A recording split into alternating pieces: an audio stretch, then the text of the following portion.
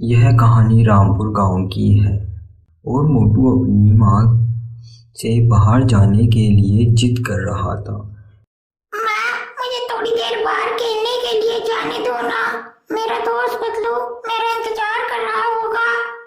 फिर मोटू की माँ बोलती है, मोटू तुम कभी सुधरोगे नहीं ना, हमेशा बस तुम्हें बाहर खेलना ही दिखता है। कभी थोड़ा पढ़ाई भी कर लिया करो, सर्दी का मौसम है, चुपचाप रजाई में बैठकर पढ़ लो। तभी बाहर से आवाज आती है।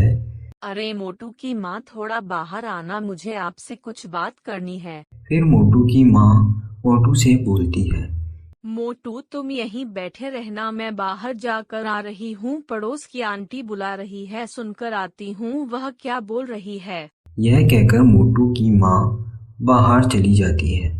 तो मोटू खुद से बोलता है, अरे वाह, मेरी माँ तो बाहर चली गई। क्यों ना अब मैं बाहर खेलने के लिए पतलू के पास चला जाता हूँ। माँ तो वैसे भी आंटी से बहुत सारी पंचायतें करेगी, तो उन्हें बहुत सारा टाइम लगेगा।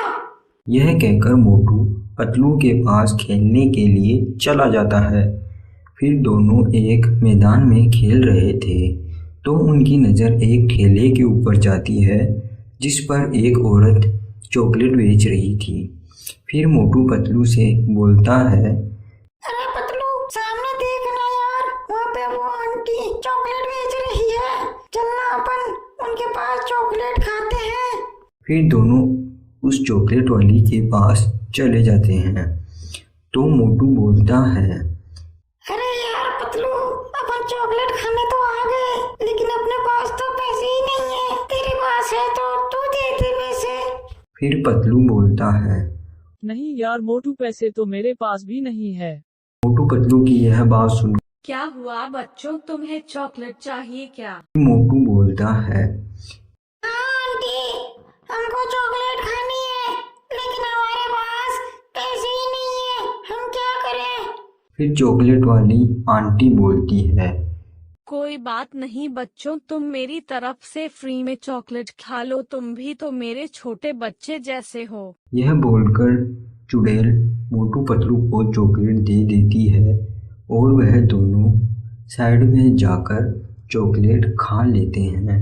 फिर दोनों अपने अपने घर चले जाते हैं। थोड़ी देर बाद अचानक से मोटू को खुजली होती है और मोटू की पूरी बॉडी पर बहुत सारे बाल उग जाते हैं।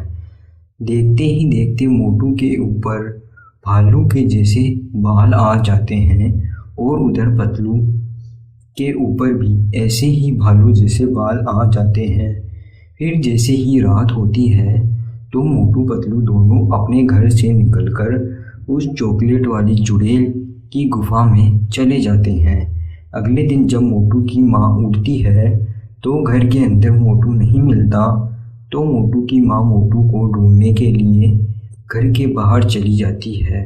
बहुत ढूंढने के बाद भी मोटू कहीं नहीं मिलता। तो मोटू की माँ परेशान होकर वीर के पास जाती है और वीर को सारी बात बता देती है।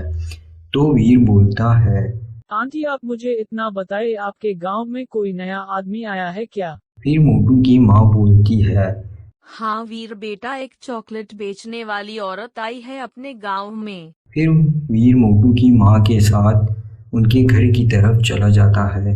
अगले दिन जब वह औरत अपनी चॉकलेट बेचने गांव में आती है तो वीर और मोटू की माँ सब कुछ छुपकर देखते हैं कि यह औरत क्या करती है। फिर एक बच्चा आता है और उस चुड़ैल से चॉकलेट लेकर खाता है। तो थोड़ी देर में उस बच्चे के ऊपर भी बाल आ जाते हैं। फिर जैसे ही रात होती है तो वह बच्चा उठकर चुड़ैल के पास जाने लगता है। तो वीर और मोटू की माँ भी उसका पीछा करते करते चुड़ैल की गुफा में पहुंच जाते हैं। तो चुड़ैल वहाँ मोटू पतलू से बोल रही थी, सुनो मोटू पतलू, अब तुम दोनों मेरे लिए ताजा मांस लेकर आओगे, क्योंकि मैं यहाँ के पेड़ पौधे खा खा कर बोर हो चुकी हूँ। फिर वीर बोलता है, चुड़ैल, अब तेरा पूरा खेल खत्म हो चुका है, अब तू बस मुझसे बचने की सोच। यह कहकर चुड़ैल और वीर दोनों लड़ाई करने लगते हैं। थोड़ी देर लड़ाई होने के बाद लड़ाई में वीर जीत जाता है और चुड़ैल की वहीं मौत हो जाती है। चुड़ैल की मौत होते ही मोटू पतलू और बाकी बच्चे अपने आप सही हो जाते हैं।